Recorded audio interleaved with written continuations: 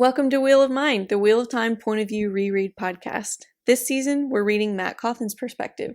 Welcome to Season 2, Episode 6. I'm your co-host, Lajar Dane of the White Oddjaw. Hi, and I'm Giskel Cimarus, your favorite Ilian scholar.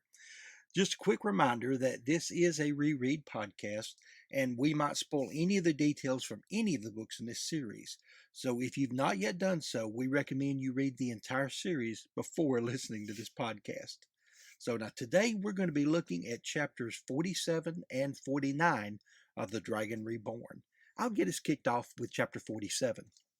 It actually winds up being a fairly short and, for Matt, uneventful chapter. But 47 is entitled To Race the Shadow. It begins with Guardsman Lieutenant Talonvor escorting Matt out of the palace and past the main gates. Talonvor quickly commented to Elber, who was the rat-eyed officer, according to Matt's description, who was on duty at the main gate, that Queen Morghese and Lord Gabriel were very glad to have received the letter from the daughter heir. Talonvor then escorted Matt across the plaza in front of the gates and began questioning Matt about Tarvalin. It seemed that Talonvor was trying to puzzle out Morghese's cryptic message about Sheriam Sadai. When he questions Matt's loyalty to Andor, Matt retorts by asking if Talonvor was loyal to Queen Morghese and Lord Gabriel. Talonvor replied that he was loyal to Morghese. Once out of sight, Matt ran the rest of the way to the inn, and there he found Tom and Master Gil playing a game of stones. He began asking Master Gil about Lord Gabriel.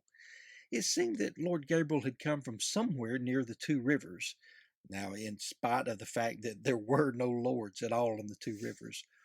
And it seemed that the man did have a mysterious past, but he had come to Camlin during the riots in the previous year and had been injured in setting things right.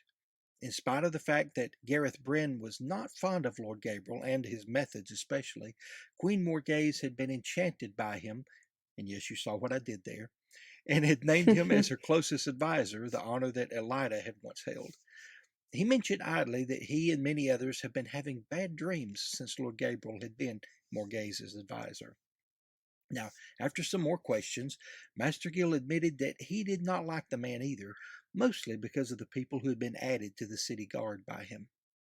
When Master Gil asked why Matt was so full of questions about Lord Gabriel, Matt told him it was, and I quote, because he wants to kill Elaine, and Edwin, and Nynaeve with her. Master Gil is aghast, especially after Matt tells how he had overheard and described the Lord Comar who had been assigned the task to hunt them down and kill them. He'd wanted to get a sword and see if he could help somehow, but he and Tom devised a better plan by spreading rumors.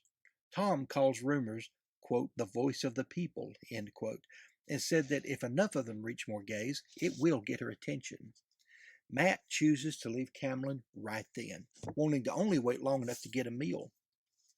Tom quickly decided to come along, saying, quote, besides, I like those girls, end quote, while flourishing a knife. Tom does insist that they go to Erangel first and take a boat, however, because, and again, one of my favorite pull quotes here, my bottom has already taken on the shape of a saddle, end quote. And then the chapter finishes up with these last few words here, back and forth. Matt says, hold this for me, Master Gil, as he tossed him a wash leather purse. What's this, lad? Coin? Stakes. Gabriel doesn't know it, but he and I have a wager. The cat jumped down as Matt picked up the wooden dice cup and spun the dice out on the table. 5 sixes. And I always win. Thus ends chapter 47. This one, as you said, is short and a little uneventful, at least for Matt's chapters, as they tend to go. But there's still a few nuggets in here to discuss. I do like how Matt seems really impatient with all of Master Gil's descriptions of what's been happening in town. He keeps asking him all these questions about Gabriel, and then when he answers them, he says, I do not care about politics, Master Gil. It is Gabriel I want to know about. Right. Master Gil goes, it's Gabriel I'm telling you about, lad. I don't know why he's so impatient. He just wants he's like, just give me the skinny. Like he is pretty sure he's a dark friend, so he's just like, give me some clues to the fact that this guy's a dark friend. I think not all of this blah blah blah factions, and I don't care about all that stuff. Right. But although since he is advisor to the queen, anything he does is going to be politics. I mean, Yeah, exactly. There's is not that a a way to talk political about him that's position? not political. But it's more like Matt. It's like I don't want to really know about what he does or what his position is there. As advisor to the queen. I want to know about the man. And the truth is, no Yeah, one really knows about the man. All they can tell about yeah, is how he came in. Seemed to set things in order. Evidently was very cruel. That had been hinted in the previous chapter by some others as well, that he was, well, even by Gabriel himself, when hmm, Morghese, said, you've put too many people to the question. So, yeah, you get just these little hints that, yes, he's a very terrible, wicked person. Of course, for those of us who are the reader, and we pick up on these clues the Master Guild gives about the everyone having bad dreams. And in fact, they got back into that discussion when they talked about the rumors. Now, I know I'm jumping around here, but yeah. I think it's fair enough. When they're talking about the rumors and spreading rumors, he started saying, well, yeah, so and so told me a rumor they'd heard from such and such, an entire string of names about a dream they'd had, and it was my very own dream. And then it kind of goes around till you find out that it was, he even tracked the person down who said it was his dream.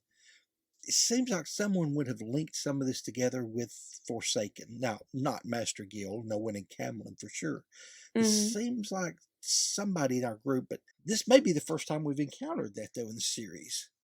Well, I think I don't remember the exact chronology of whose point of view got where first, but I'm pretty sure we've got Moiraine and Perrin and company going through Ilion first, and they see a pattern like that there, and then they come to Tyr and find out the same thing. And so that's when Moiraine learns that there's a Forsaken in control of, there's Samael and Ilion, and then Belal here in Tyr, but the group hasn't yet come back together to communicate all of that. Ah, okay. So far Matt's not really been thinking about the whole battle for good and evil stuff going on Yes. anyway. He doesn't really want to go there. Right. Tom is really just he's confused. He has a good head for politics and he can see how these people seem to take power so quickly, but I don't think he quite gets it either because he wasn't at the eye, so he doesn't know stuff about I don't know how much he knows about the Forsaken being loose. Right. Right. Yeah, because I said it and I started to say this should be a big signal flare to our main characters. And then I get to realizing that since I've read the end of the story and at this point they had not lived out the end of the story, that yeah they probably had not picked up on that clue yet, but it was definitely there for us the readers. It was introduced to us in this book that Hmm. that's just one of the effects of having one of the more powerful Forsaken in charge of your country.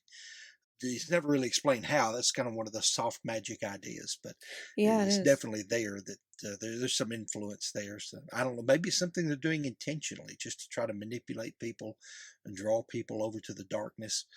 But whatever the cause of it is, we've seen this more than once where the Forsaken are doing this intentionally. Hmm. I think maybe in the case of Belal, the dreams, from what I understand, I think the dreams are supposed to be sent to Rand, but they just sort of leak out to everyone else and he doesn't care. I think another possibility is that he is sending the dreams to everyone so that when Rand hears about it, that's just that much more of a reason to draw him into the heart of the stone to try to Ah, get Kalendor because he yes. might be hearing just from everywhere he goes, man, I keep having dreams about this guy who looks like you going in there and taking this crystal sword. And so then, Yes. I guess Yes, we Belal could expect the hero to go, oh, that must be my destiny, and yes. to go do it. Yes, we definitely get into that in your chapter. Yeah. There once we reach Tyr. But yeah, at Hmm. this point it's just kind of an aside, and they talk about the rumors, and Tom and Master Gill both seem to have a good head for politics. The whole rumor starting campaign, if they can get it started in enough places, get enough people overhearing the right things, that there's some problems with Lord Gabriel and that he does want the daughter heir out of the way. They're both looking at it just from that pure political point of view. We've got to do Hmm. something. We've got to start spreading these rumors so more gays will hear them from different sources. They'll come through different advisors who hear them, or spies or what have you. And once she starts hearing the same thing from different sources, maybe she'll look at it. What they don't know is about the compulsion that she's under. Mm-hmm. They just never cross their minds, of course, that you're going to have a male channeler involved here, especially one who has had a lot of practice in years past at causing a lot of chaos. So yeah, they have no idea about the Forsaken, about his capabilities, who he is or what he is. At this point, he's just a mysterious Andoran who came from somewhere out, the edge of the nation, and has come in and kind of saved the day, if you would. And while not Mm-hmm. everyone likes him, they definitely respect that Morghese has chosen him as an advisor, never thinking Yeah. she just doesn't have a any choice in this matter. Once she allowed him that close, he's kind of got control over. I think it is interesting. She did try to send out somewhat of a cryptic message. I don't know. I've never really puzzled out exactly what it was. I mean, Mm-hmm. go to Sherry M. Sadai. I remember basically like all the great times we had together as Mistress of Novices. You don't really have a lot of great times with Sherry M. Sadai.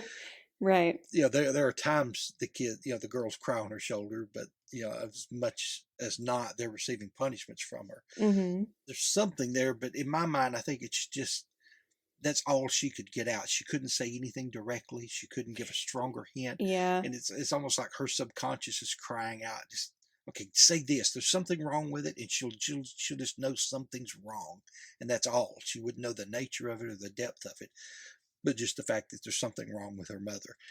Had the message gotten to her, I definitely think that would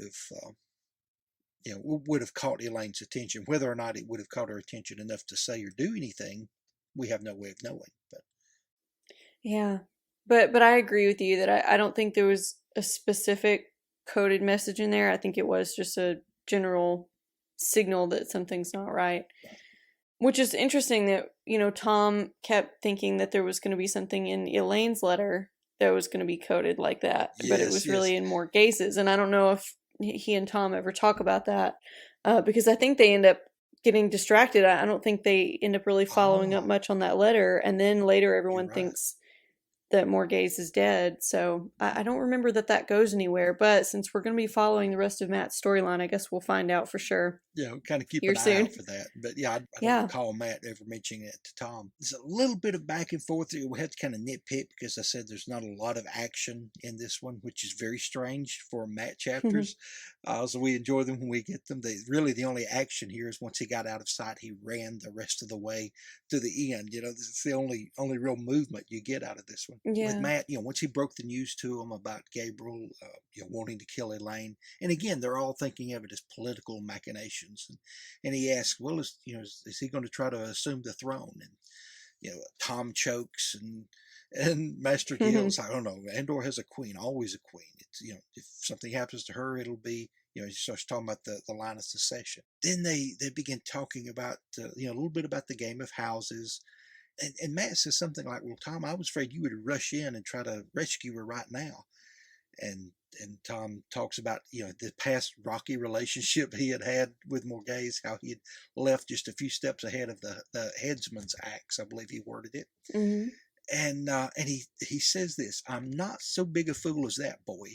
Any fool knows men and women think differently at times, but the biggest difference is this: men forget but never forgive. Women forgive but never forget." And I love that Mm. line. That's one of those that jumped out to me because I like to joke about the differences between men and women. As we've said before, I think the way the two rivers, men and women, seem to disparage one another. I just took that as actually almost flirtatious banter, because I'm just Yeah, used it to seems like that's how it's intended. Hmm. yes, and I'm used to that kind of relationship between men and women. Men thinking the women are bossy, women thinking the men are just can't do anything by themselves. It's so we're always talking about how women, or the men I'm around, always talk about how women never forget anything. And I didn't recall this line, but when I saw it this time, I'm like, oh gosh, that's a keeper. That's one I've got to write down in my journal or something to refer to later. That men forget and never forgive, and women forgive and never forget.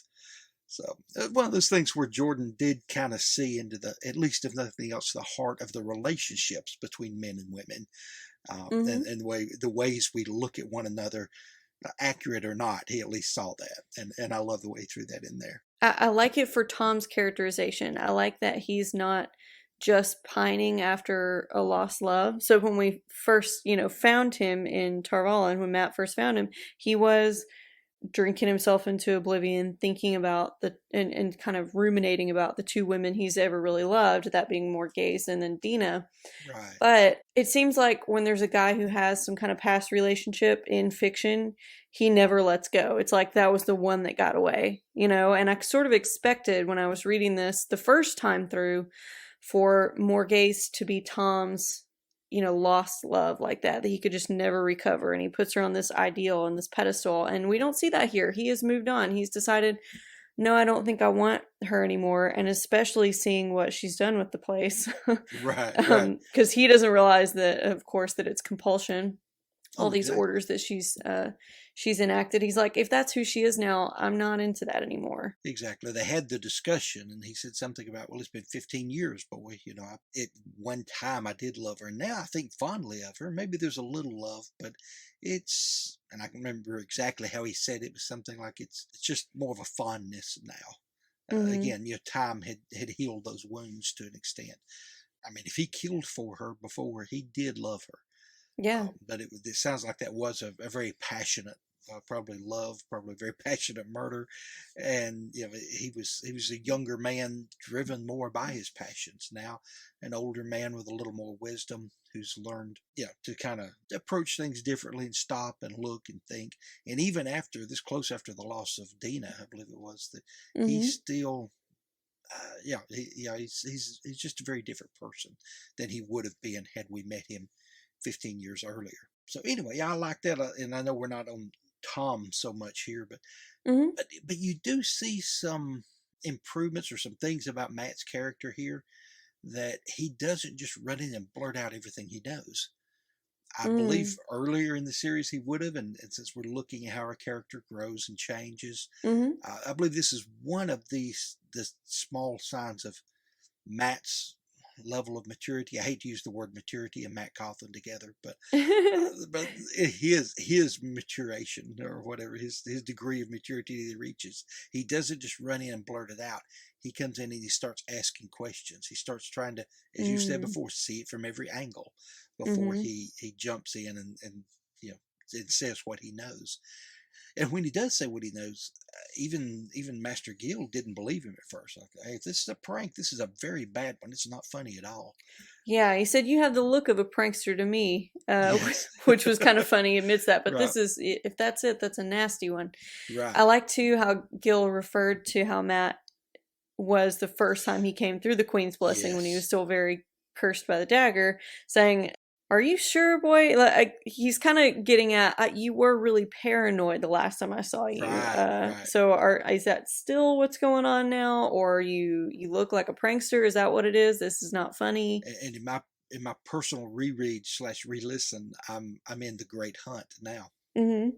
And you see that progression, and of course in the Eye of the World where he got so bad, so paranoid he wasn't even sure that Rand was really Rand, not just someone out to get him who looked like Rand, Mm-hmm. and all of that.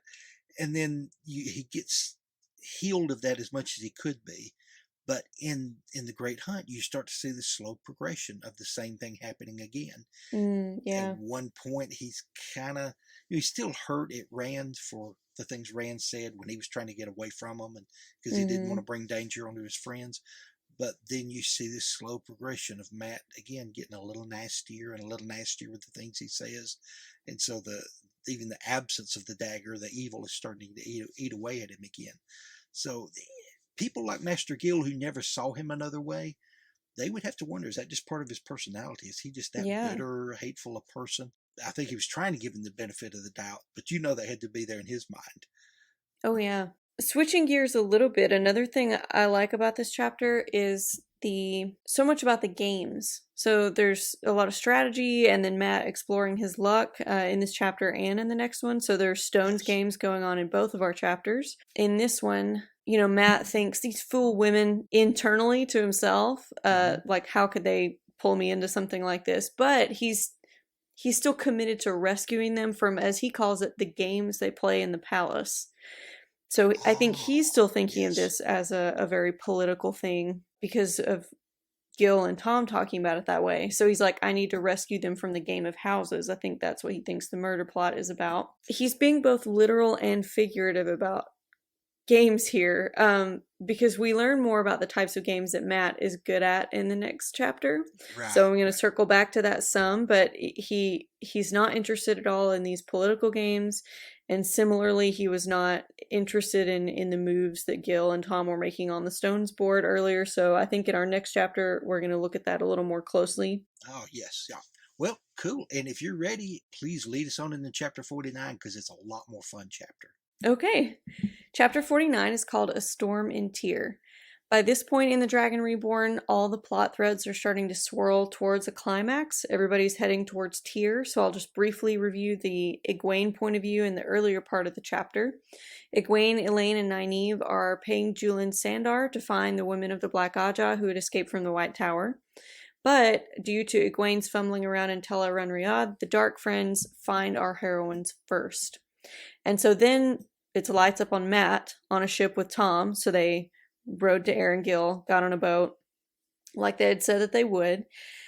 And it's good timing that we're back with them because we're seeing that the girls really are in quite as much danger as Matt's storyline has been telling us.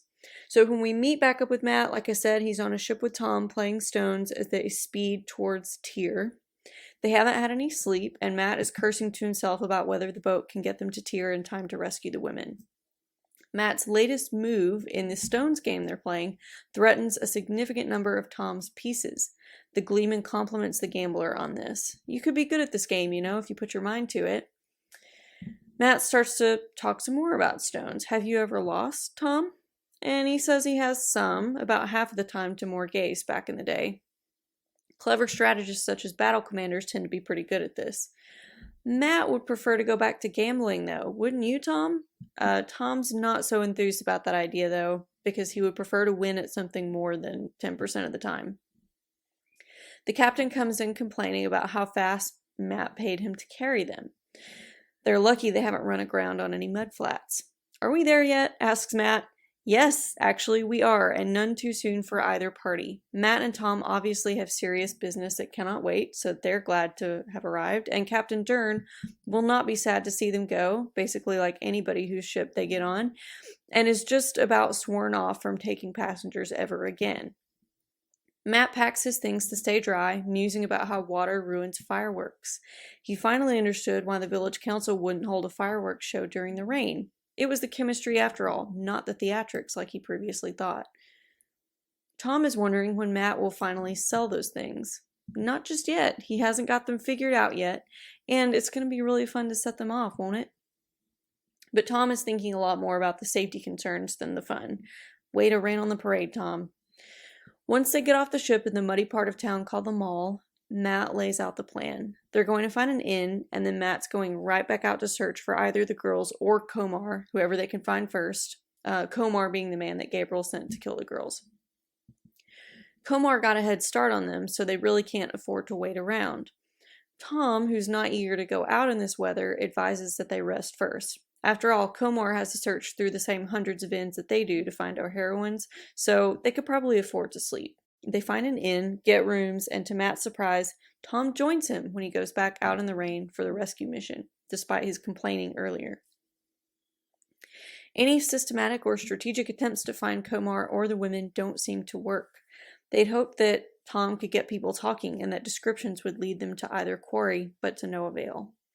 Finally, they agree to go in just one last inn. If they don't recognize anyone in there, Matt says they'll go back to their inn and go to bed. And there Komar is, dicing with poor fishermen and farmers. The innkeeper is appalled at this, but as a Tyran commoner, he doesn't really have any power to call the cops on a wealthy merchant, as he believes Komar to be. Komar is winning so much that no one is taking him up on his dicing offers anymore. and he seems to win pretty strategically, not for coppers, which seem to be too little to matter, not for gold, which might be too suspicious. He wins only when dicing for silvers. Tom thinks it's weighted dice, and he even demonstrates how this could be possible through a sleight of hand exchange, even when it appears that the gambler is using someone else's dice instead of their own shaved dice. But no, Matt can feel it. This man has luck like his own. How would his own luck fare against such a force? Matt wins a toss against him, but feels some strange shifting in his luck and an urge that he resists to turn around and look at the common room door.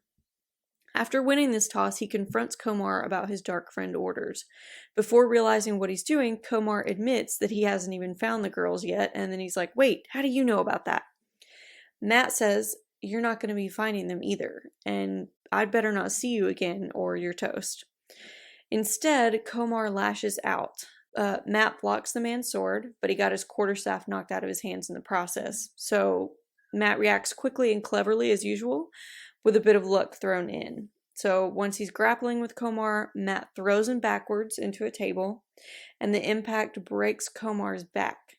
He dies soon after, but not before dramatically puffing out a few last words to suggest that he was not the only one hunting the women. Matt realizes that his luck only applies to random events and not to anything systematic. So yay, they defeated Komar, figured out the luck, and now they can use this to their advantage in searching. Matt and Tom head out while the innkeeper assures them that he will give the city's defenders a different description of the man who killed Komar to throw them off their trail. Some guy who doesn't even exist. Some tall, gray-eyed, red-haired dude that he keeps seeing in his dreams. They just slept a few hours and then headed back out into the rainy dawn to check more inns for Egwene, Elaine, and Nynaeve. They didn't find them that day, and Tom got a cough so bad that he couldn't perform and he had to stay in the inn. Matt isn't sleeping well either. He keeps dreaming of someone holding a crystal sword, and even of Rand. He must just be sleep deprived. And thus ends chapter 49, A Storm in Tyr. All right. And of course, you being our main host, you get the good chapter. But I love this one. I love, and again, I know we're jumping ahead a little bit, but the way Matt begins to figure out how his luck works. That it cannot be something that is chosen systematically. It cannot be something that involves a lot of strategy like stones and games like that. Though he's good at that, he has a natural inclination toward being a tactician and thinking several steps ahead. His luck is focused around random events. And the way he kind of puzzles us out and understands it is one really big key element to Matt's character is his luck. And it's not long after this that he begins hearing the dice rattling in his head when things are happening. So he's kind of closing in on finally honing his Taverian skills, if you would, if that could be something that can be honed or improved. He's getting there. He's getting an understanding of how it works with him, which, of course, as we said before, is very different than it is with Rand and with Perrin. But with Matt, yeah, we're seeing it has to do with random chance. The tugging sensation he had when he rolled the dice, I felt like that was because it was Komar's dice, probably the weighted dice. And his luck is having to really exert itself to make them land off kilter, against the weight. Okay. So I was thinking that maybe Komar does have the Dark One's own luck, actually, but that the weird tugging that Matt feels is his luck is having to fight against that guy's luck. And that could be. And yeah, it's hard to say because, they said he got kicked out of the guard or whatever for a weighted dice issue, but that's what any normal person would think if they, didn't know that people had magical luck. So, but it could be either way. He could just be a cheater. He could have the Dark One's own luck. I think too that when Matt feels that weird urge to turn around and look at the door, that's Komar's luck pulling Matt to turn around so that Komar could get an opportunity to slash him from behind with the sword. Because he's able to resist it. It doesn't seem like a Taviran urge that would have helped him. Right. Well, and this leads us to another thing. If I'm wrong in that, what if Komar was Taviran, someone who shapes a pattern around him, not as strong as Matt, but who had that, but was for the side of the dark, the side against the Mm-hmm. light. Does the Dark One have his own Taviran? Do the Forsaken rise to that level? Do they bend and shape enough things around them and lead enough people to be considered dark Taviran? I don't know. It's just something popped in my head. It's probably Yeah. very illogical, and I have a lot of our listeners screaming at the radios right now. But No, I think Dark Taviran could certainly be a thing, and it's something I would want to look out for and maybe form little fan theories about it, about who could be. And at the Forsaken, I think are pretty good candidates. Komar, even though I was thinking that he had supernatural luck, I wasn't thinking of him as Taviran. Even though the luck issue is Matt's Taviran power, I guess I was right, thinking Komar could have the same superpower but not be Taviran. yeah, Just could something be. that was maybe one of the rewards he got for signing up to be a dark friend. We don't usually see many of those, right? We see a lot of promises for rewards, but this guy, I got the sense that he did get imbued with something, or maybe it Yeah, was something he already had. and again, Matt puzzles out how his luck works in random events.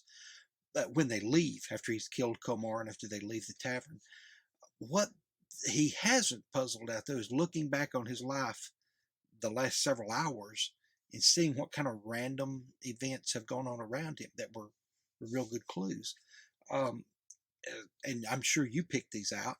So, well, let me just ask you, what kind of events did you see in this chapter that were really big events that he completely did not notice? Well, I think they actually almost found the women. They walked Right, right past where they were staying. I guess exactly. Matt wouldn't have known that, but he Right. looked at Mother Gwenna's shop with the Yes. herbs hanging in the window. And we know it's the same one. There could have been a lot of wise women or whatever in this town with herbs, but we know it's the same one from the description from the girls' point of views because there's the pottery shop right next to it. Yes. So Yeah. and that's right when they get off the ship. If he had listened to his luck and they had just searched there first thing, instead of thinking it through, like going, the girls wouldn't stay somewhere gross like this. Let's get Right. out of here. Yeah, they're squelching in the mud, Yeah. ankle deep in the mud. Oh, they definitely would not stay somewhere like this. So they just go on. But yeah, his luck led him straight to the house and even stop and talk about the girls at that point. But yeah, he Yeah. ignored that one. There was another point. I can't remember if it was just before then or just after then. Down the street, he saw a very tall man walking away from him. Yeah. And of course he had no reason to even imagine that Rand would be anywhere in Tyr because Rand has pretty much been AWOL for the majority of this book. Hmm. You just get kind of tiny glimpses of him occasionally, and no one really knows where he is or what he's doing. But we learn later, yeah, he's very much in Tyr, and had he just yelled out the name, he Yeah. very well could have met up with Rand right then and there. But his luck led him there just quote unquote randomly, or when he quits trying to reason things out and think things out and just follows that subconscious tugging of the Taveran nature. It leads it right to where he needs to be. Yeah. And again, he picked out the one about going to the right end. After they got so tired, they just walked past two or three. He quit really trying, and he's just probably 2 or 3 in the morning. He's exhausted, and he's just stumbling around. And they Tom says, "You just walk past two ends. You're too tired. We need to go back." And he looks up. Well, we're standing in front of one now. Let's just go in. And there they find Komar. So he begun to understand how his luck works. But at the same time, he didn't stop and analyze himself as he usually does. And we could chalk this up to being so tired, or Yeah. just imagining these. Nobody could have that many coincidences. Well, with his Taveran nature, he can have that. In fact, it kind of forces coincidental things and events together. I think I caught that through in my first read through. And I'm like, Yeah. oh man, if you just stop, if you just, but he doesn't get it. And it kind of frustrates me that Jordan would throw that in there because Oh yeah. it's so obvious. It's like he's hitting us over the head with it instead of using his typical subtlety. It's one of the things that makes for good tension in the story, though, and it makes you root for Matt to keep going, man. You're closer than you know. Matt too seems to be in this sort of almost feverish state where he's not always completely aware of what's going on. He seems so driven by the luck in this chapter. Not quite as bad as his first night on the town after being healed, but you noted that he's really sleep deprived, and that may drive some of his behavior. Like, he didn't even notice that he'd walked past those last 3 inns, and then once he was so tired that all he could do was let the luck take over, it really worked for him. And then when they go into that last inn and he dices with and then fights Komar in there, afterwards he can't even think about how tired he is. Like, he is really tired, but it's almost something he had to remind himself of when Tom talks about going back home and catching a few hours of sleep before they go out looking for the girls. So, and he's barely slept since that gambling spree.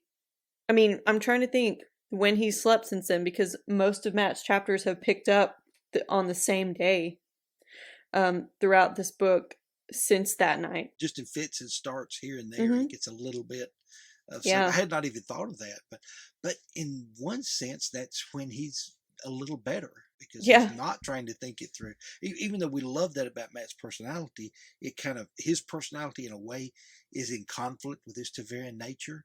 Even though he has sort of a personality that seems to be so impulsive, and that does match up with the Taverian nature, but he likes to think through things and very quickly, lightning fast thoughts, but from different angles, and study through and where can I find the advantage. Yet his Taverian nature seems to work better when he just lets it go and just follows blind luck. Let's chaos rule. Yeah. He does have that. He has this dialectic, or like tension of opposites, between that impulsiveness and the strategic, let's think things through from every angle type of thing. Yes. And he already had those to begin with, and then he gets superpowers for both of those. So he gets the Taverian luck, but he also gets the all the historical battle strategy memories. And he's got maybe a little bit of that, but I think he gets more when he goes through the doorway and talks to the foxes and they fill in the holes in his memory. In Rodion. Yes. So right now, his luck has leveled up, but not his strategy yet, but we're already on that path. Right. So he's playing stones. Tom's telling him he could be pretty good at it if he tried, but he's not really interested in it. And I think his strategic skills are still not well developed for him to have fully solved all these problems in this book using that.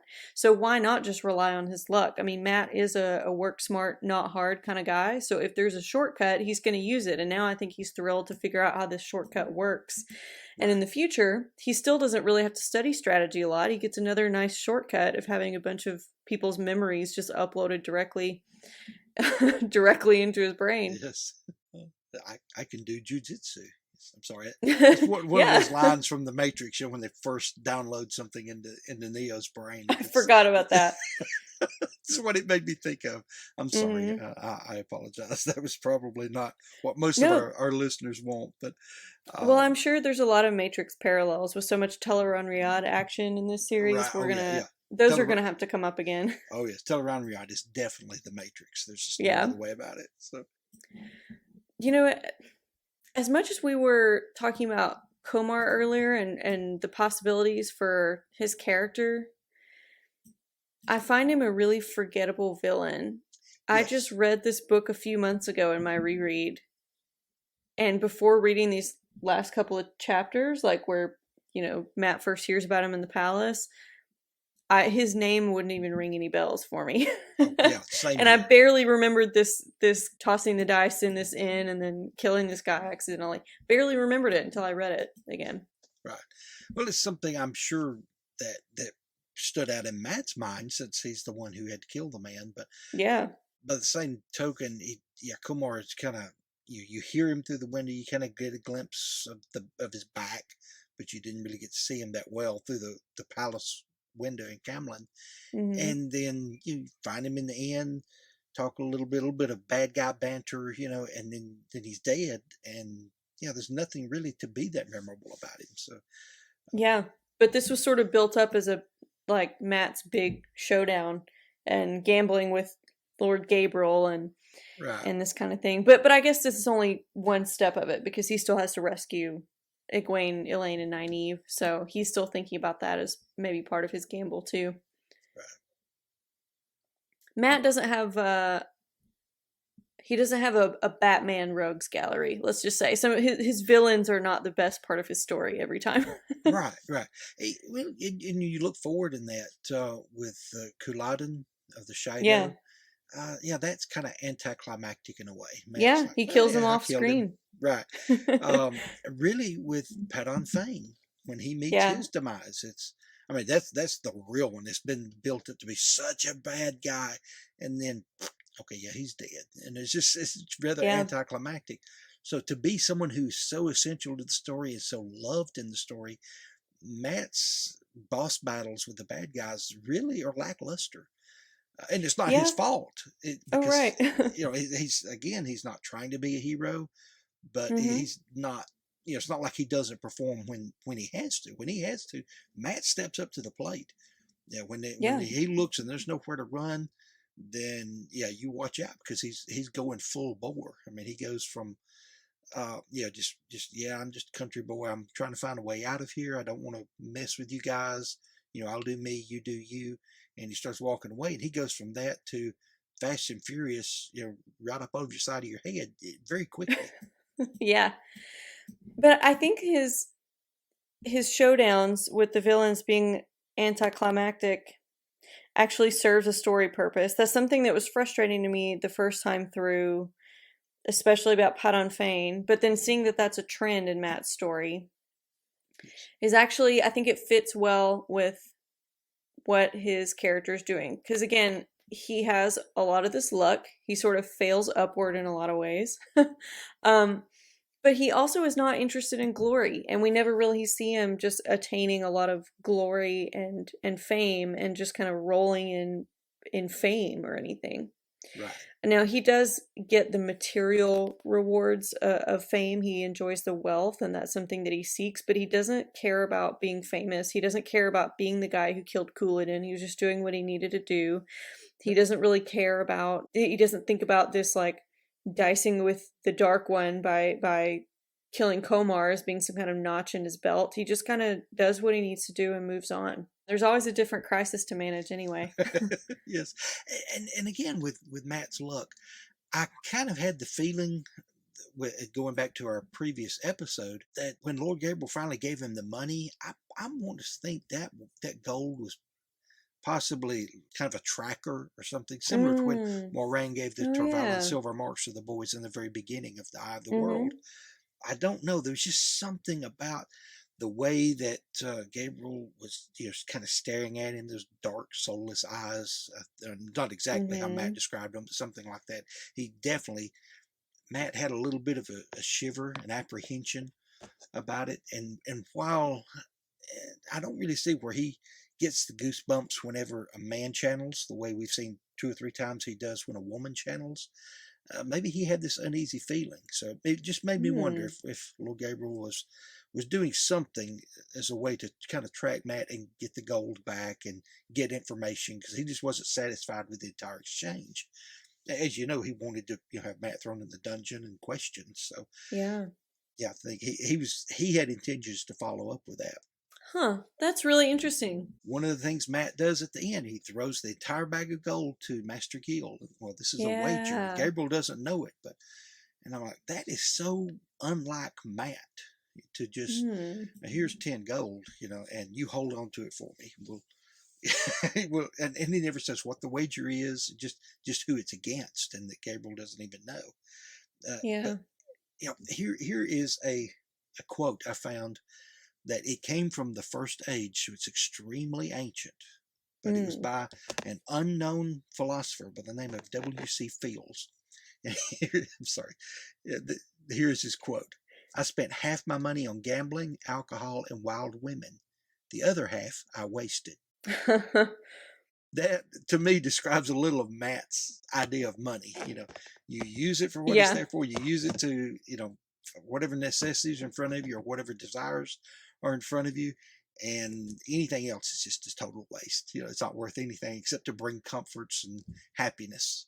I, I do not think that he would hold to the old Gildon phrase that money cannot buy happiness.